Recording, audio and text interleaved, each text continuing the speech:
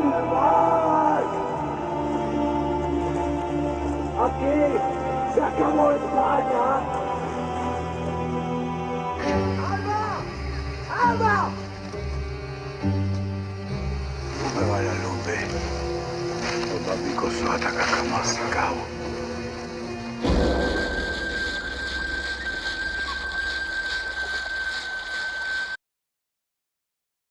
Bueno, sí podemos hablar un poco de ti, porque aquí en Francia no te conocemos No. mucho, Ajá.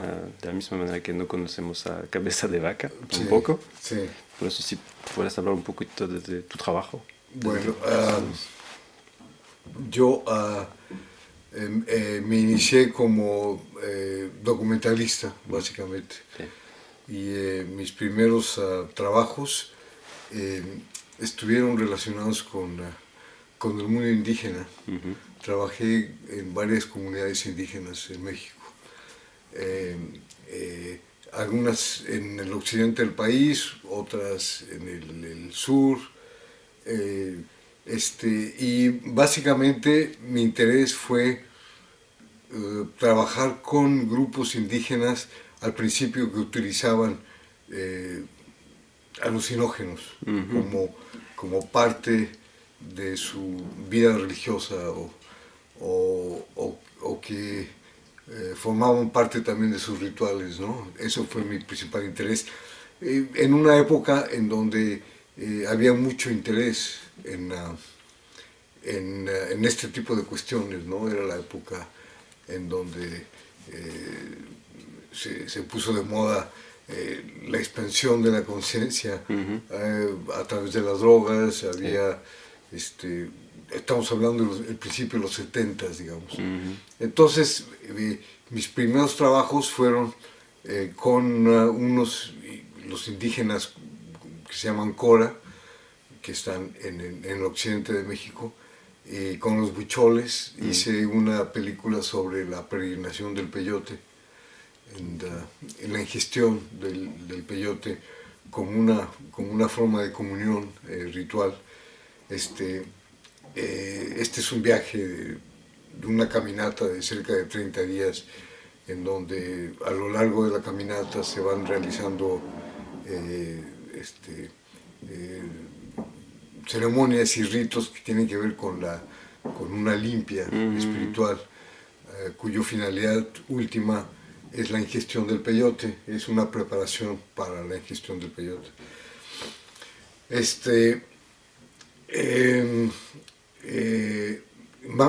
Más tarde hice también una película que fue quizás la primera película que tuvo una gran difusión, digamos, en México. Y un poco también en el extranjero, pero más bien en México, que fue un largometraje documental sobre María Sabina. María Sabina es una chamán de Oaxaca, murió en 1985. Ella fue muy famosa, se publicó un artículo en la revista Life, como por el año de 1957, y a partir de ese momento los hongos alucinógenos en México se convirtieron en algo muy popular. Vinieron de fuera de México, de muchos lugares, en peregrinación, muchos jóvenes a tratar de comer estos hongos. Ella está ubicada en la Sierra de Oaxaca, en la alta Sierra de Oaxaca. Entonces, yo hice un documental de largometraje en 35 milímetros sobre este personaje, y fue una película que se exhibió en las salas comerciales en México.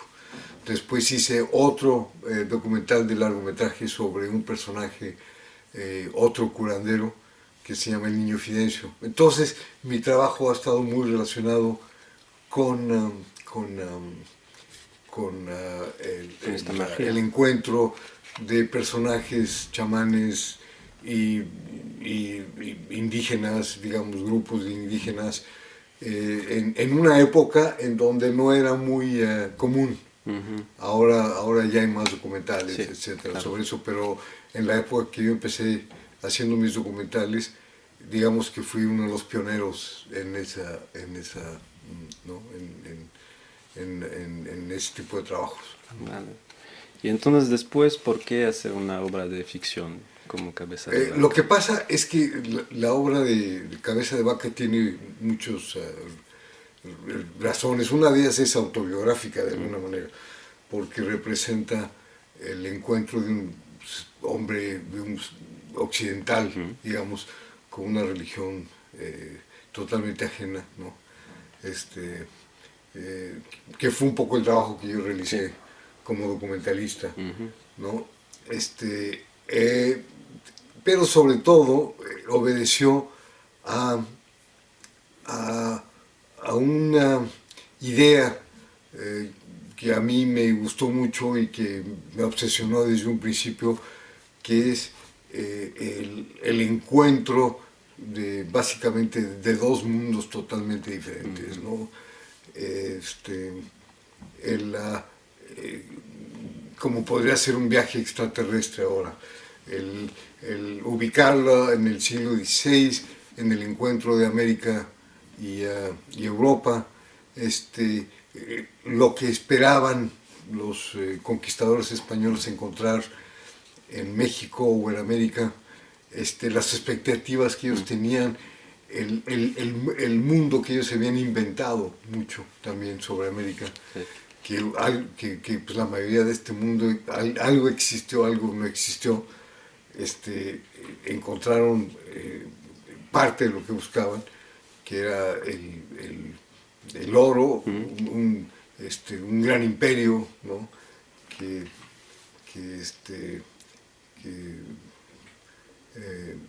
También una gran civilización, digamos. Eso por un lado, pero por otro lado había más expectativas hacia el norte de México. Los españoles pensaban que hacia el norte la civilización y el mundo civilizado que habían encontrado, había más expectativas y no fue así. Los conquistadores que fueron hacia el norte de América, uno de ellos, Pánfilo de Narváez, con la expedición donde participó Cabeza de Vaca, tenían expectativas de encontrar enormes civilizaciones, la fuente de la eterna juventud, ¿no? Y el Dorado. El Dorado, las 7 ciudades de Cibola, las ciudades de oro, en fin. Y fue increíble porque no encontraron más que grupos aislados de indígenas que ahora ya no existen. La mayoría de ellos ya se han extinguido totalmente. No encontraron riqueza, para nada.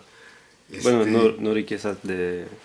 Pero sí que había una riqueza, pero de... Bueno, la riqueza, espiritual, ¿no? precisamente de eso trata un poco mi película, ¿no? El no encuentro de este mundo que ellos esperaban, pero por otro lado el encuentro con una espiritualidad que precisamente sucedió por la austeridad y por la pobreza, la falta de comida, el sufrimiento por el que ellos pasaron.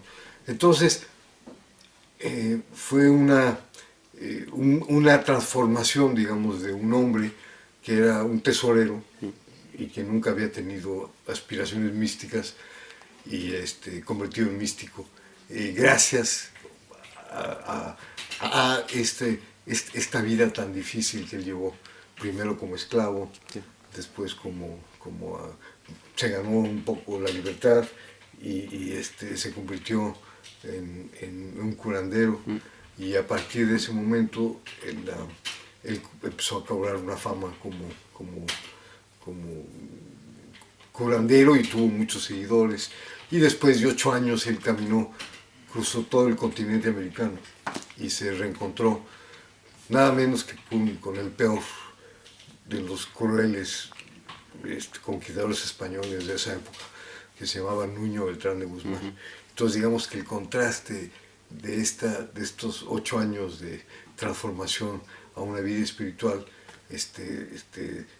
terminó en un choque tremendo al encuentro con este hombre que era un cazador de esclavos y un hombre muy cruel, ¿no? Claro. Entonces esto provocó una especie de choque, trauma terrible, ¿no? De este hombre que había aprendido realmente una enorme espiritualidad a través de su viaje en el territorio del norte de América y el shock de encontrarse otra vez con él mismo, con su propia civilización, ¿no? Exacto.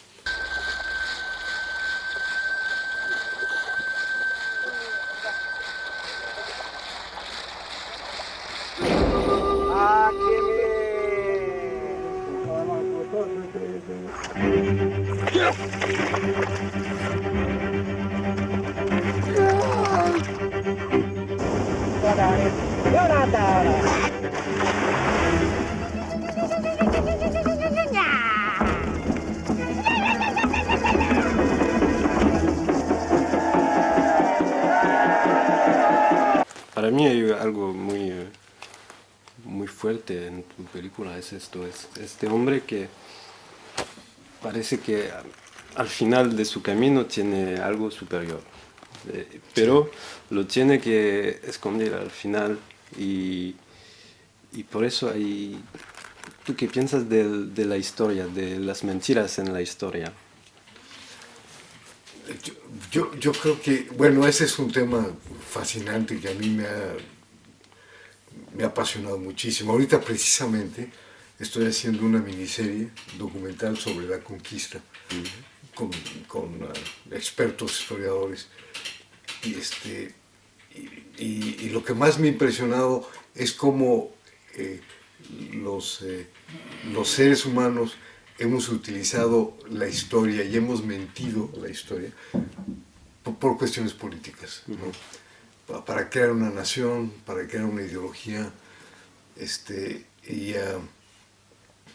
En el caso de la conquista pues es algo muy obvio, empezando por la gran mentira, la gran mentira primera sobre la conquista, que es que un puñado de españoles conquistaron un imperio. Eso es una mentira, ¿no? Esa es la primera. La verdad, o algo más cerca de la verdad, es que un español, que fue Hernán Cortés, encabezó una rebelión indígena en contra de un imperio. O sea, los que realmente conquistaron a los aztecas fueron los enemigos de los aztecas, ¿no? Que Cortés lo único que hizo fue conjuntar el enojo de los tributarios, de la gente que odiaba a los aztecas. Bueno, después otro aspecto Sí. es el aspecto religioso. Ahí encuentra con una religión muy antigua y la religión católica que Sí, ah, bueno, sí. que esta religión católica que más o menos mata a las otras, estas cosas antiguas, y que esto en esta escena final, que Sí. es así, es el símbolo de la cruz Sí. que mata a los indígenas, ¿no? Bueno, en realidad esta imagen tiene varias intenciones, digamos, ¿no? Una es que en realidad los españoles no mataron a la religión prehispánica. Nosotros en México vivimos un sincretismo, vivimos una mezcla, ¿no? Los templos cristianos se montaron encima de los templos prehispánicos y eso tiene una simbología muy especial. Los cimientos todavía son prehispánicos. La fachada y la parte de arriba pueden ser, muchas gracias, hermano, pueden ser cristianos, pero había muchas similitudes, aunque parezca muy raro y muy extraño, existen muchas similitudes entre la religión cristiana y la religión prehispánica. Hay unas obvias, por ejemplo, existe el bautismo. Los indígenas mexicanos y bueno, los que formaban parte de todo el mundo prehispánico utilizaban el bautismo. El mismo sacrificio humano es la única diferencia que es que en los cristianos lo hacen de forma simbólica. El sacrificio de Cristo fue el último sacrificio humano, digamos. A partir de ahí, el rito del sacrificio humano, de matar a un ser humano y de comerse a ese ser humano, se convirtió en algo simbólico. En los indígenas no era así. Los indígenas mataban y se comían al individuo. O sea, en forma ritual. Está comprobado que era más bien en forma ritual porque en muchas ocasiones, en guerras y en masacres, por ejemplo, mucho en tiempo de los españoles, los indígenas no se comían los cadáveres que estaban tirados en la calle, etcétera, etcétera. Era más bien un aspecto ritual, el hecho de sacrificar, y se dividían el cuerpo humano entre los sacerdotes, entre el que lo capturaba en la guerra, entre la familia. Había un ritual muy preciso, ¿no? El que capturaba, por ejemplo, al prisionero, porque mucho el propósito de los indígenas no era matar en la guerra, era capturar para llevar y sacrificar. Entonces tomaban muchos prisioneros, miles de prisioneros, y en sus fiestas los iban sacrificando a todos, ¿no? Y se iban repartiendo la carne, y hay un platillo en México que todavía se come, que es el pozole, que es una mezcla de maíz. Antes se hacía con carne humana, eso, ¿no? Bueno, a lo mejor algunos mexicanos todavía lo hacen.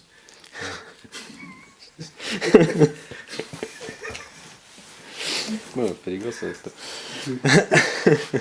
Sobre todo últimamente.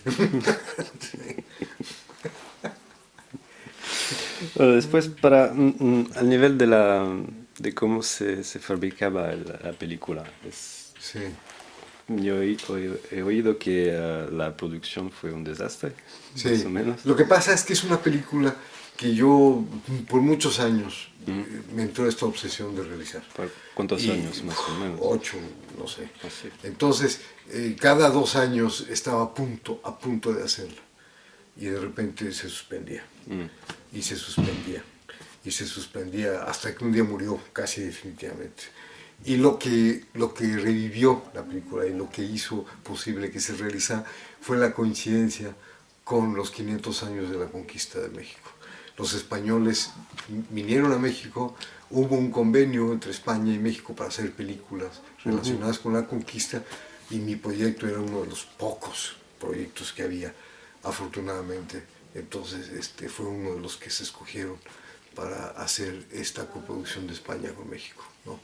Entonces, además, bueno, yo he hecho solamente 2 películas de ficción, una comedia después, y una comedia urbana, porque quise cerrar un ciclo ya con los indígenas, no quería pasar otra cosa, etcétera, etcétera, y se me ocurrió hacer una comedia en la Ciudad de México, ¿no? Pero, era un tema difícil, es un tema difícil, en México siempre hay una no es como en otros países como en Francia o a lo mejor en Inglaterra, en donde existe un gusto y los cineastas tienen una obligación de retratar su historia. En México, lo único que ha sido muy retratado en cine es la Revolución Mexicana. En el aspecto de la conquista, por ejemplo, casi no hay películas, hay 2 o 3 en toda la historia de México, ¿no? Y bueno, digamos que, ¿por qué? Pues porque implica muchos riesgos, porque es una producción difícil.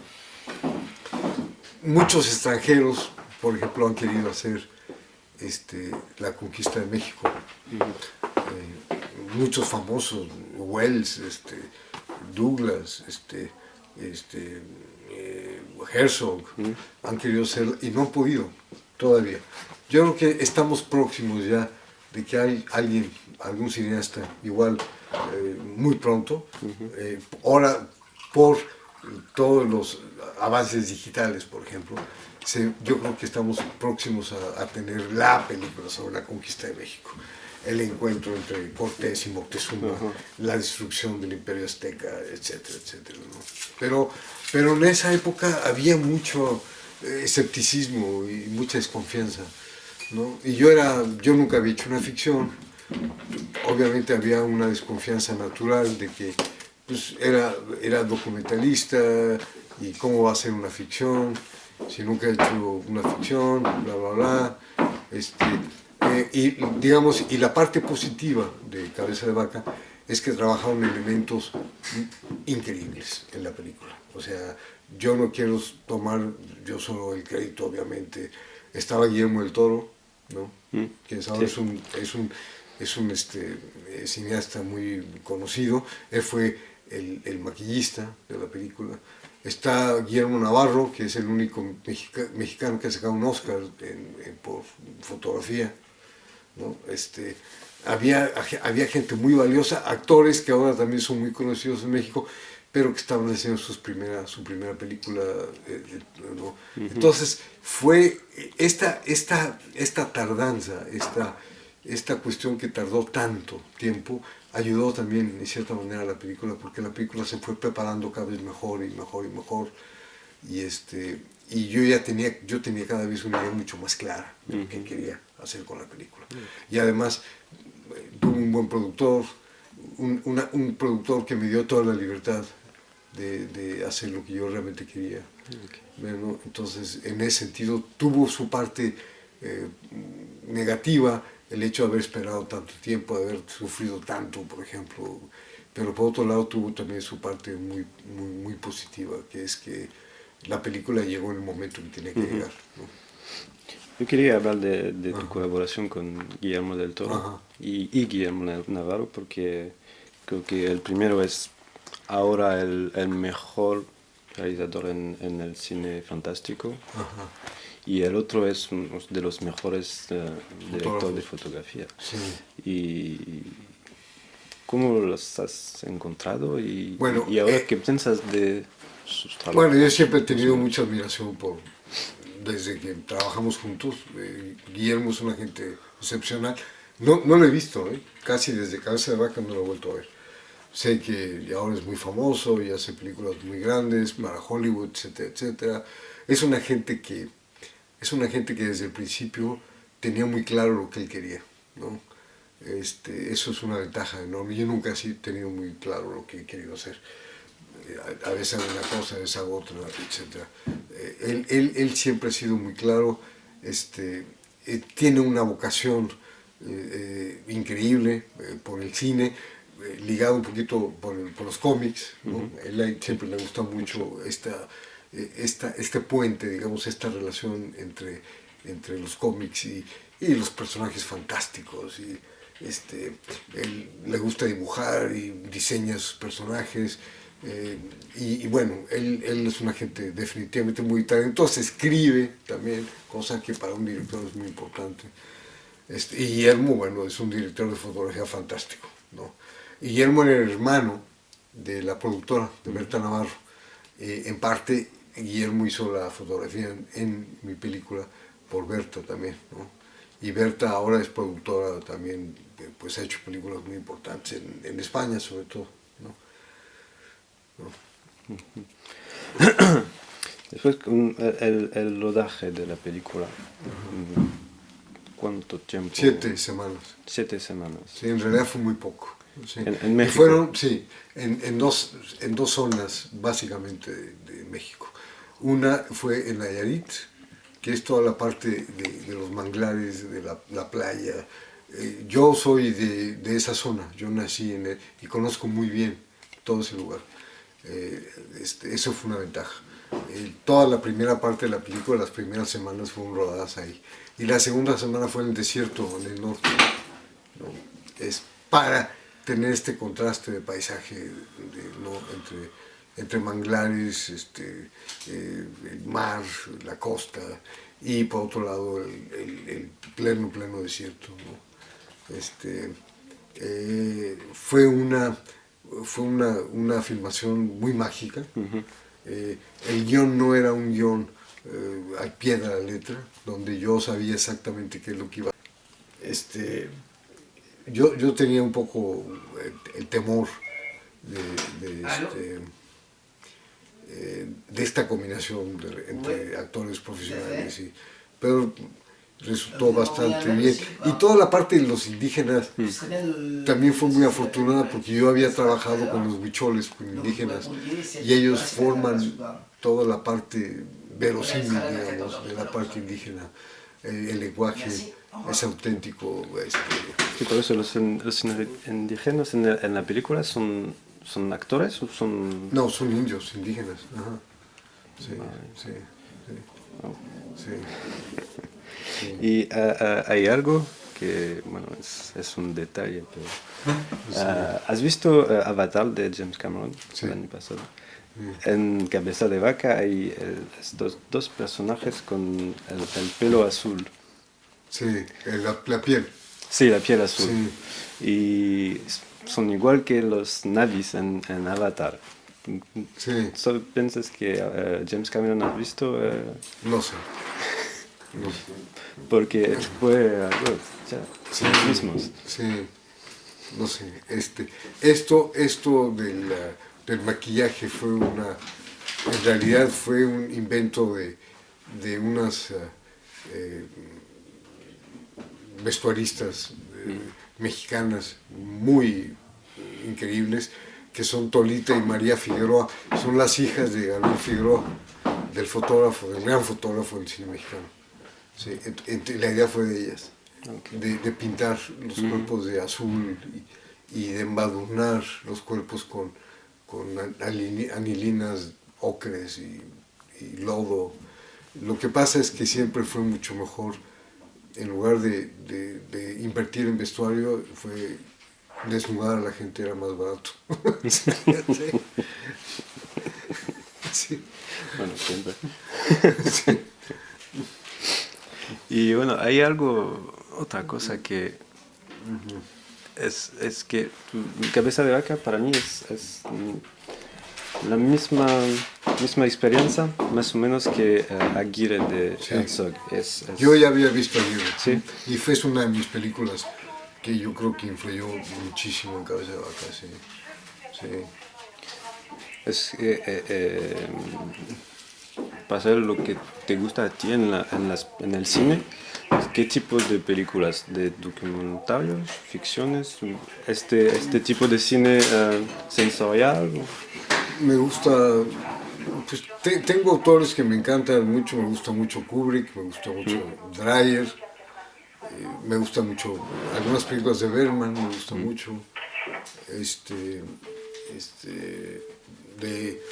del cine mexicano me gusta mucho Fernando de Fuentes, que es uno de los primeros cineastas de los 30, 40, ¿no?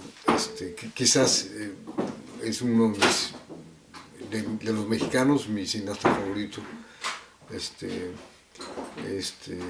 Y bueno, yo tuve una enorme influencia de cine underground neoyorquino, porque yo empecé a hacer cine en Nueva York y pertenecí a un taller donde estos personajes, Stan Brakhage, Nam June Paik, John Whitney, todos estos cineastas de Hollis Frampton, ¿quiénes más? En fin, ellos iban y mostraban sus películas y me parecía maravilloso este otro cine, un poco como de guerrilla, ¿no? Totalmente al margen del cine comercial. Yo creo que tuvo una influencia, en mis primeras películas, sobre todo mi primera película, tiene una influencia muy definitiva de este tipo de cine, ¿no? Muy individual, muy personal, con enorme libertad, ¿no? Experiencias de cine más que sí, clásicos, ¿no? Sí.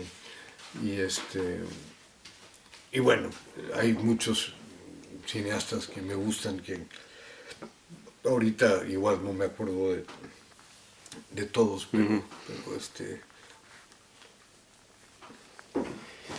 Y bueno, hablando de Cabeza de Vaca, la película es de 1990. 90. Se terminó en 91, creo.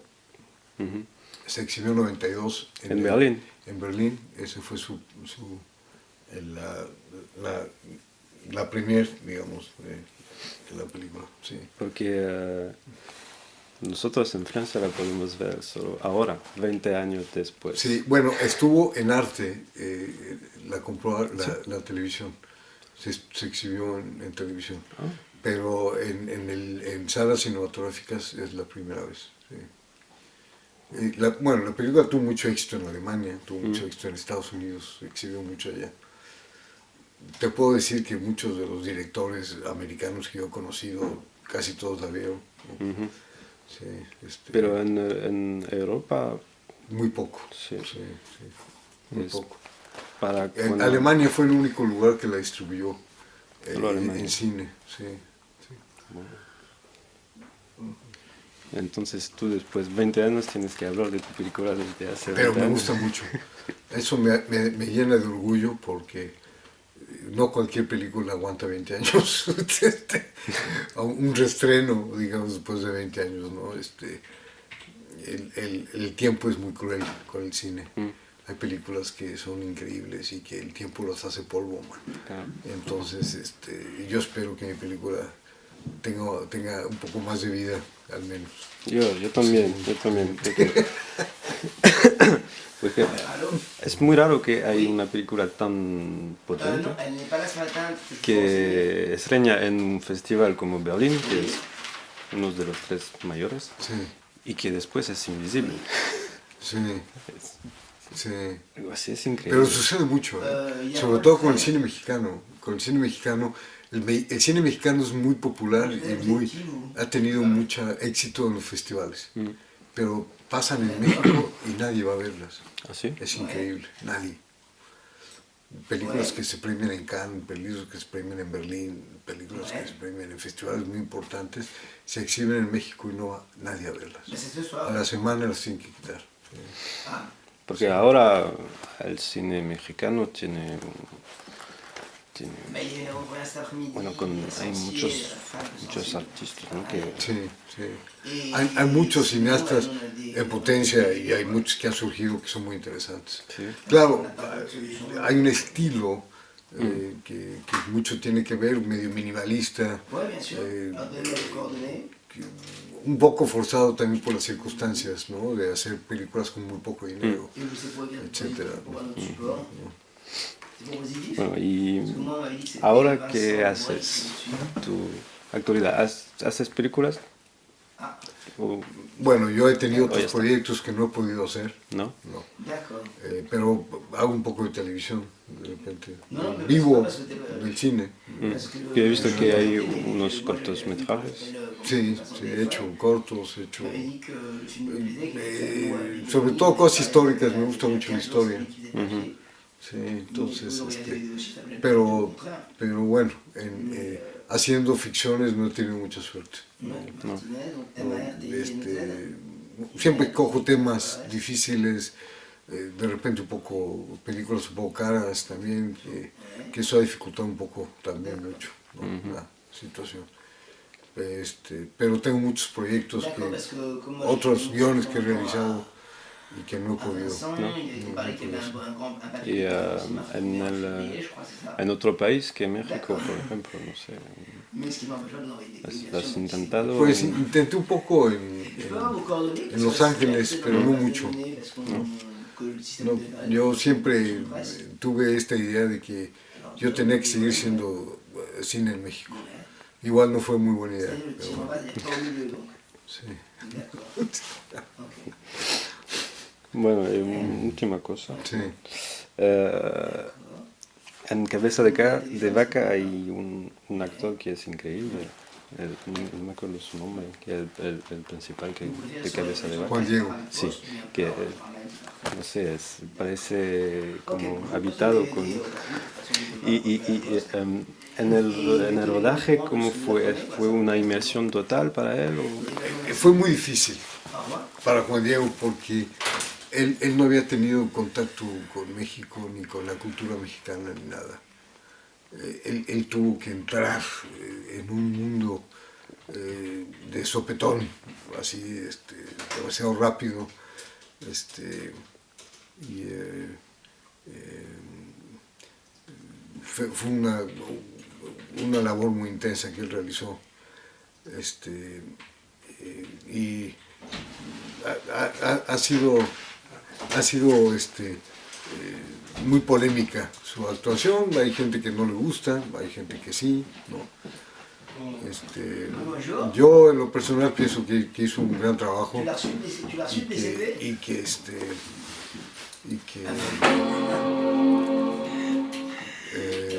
bueno, eso, ¿no?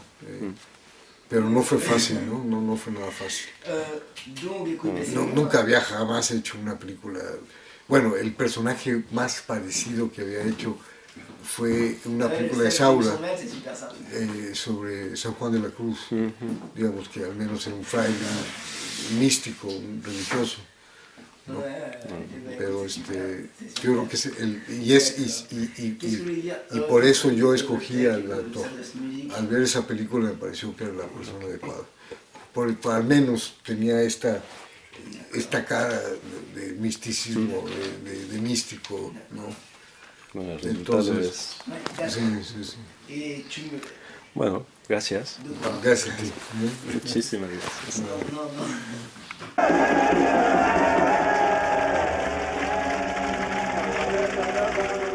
Si cuentas lo que hemos vivido, vas a regresar a España, cubierto de cadenas.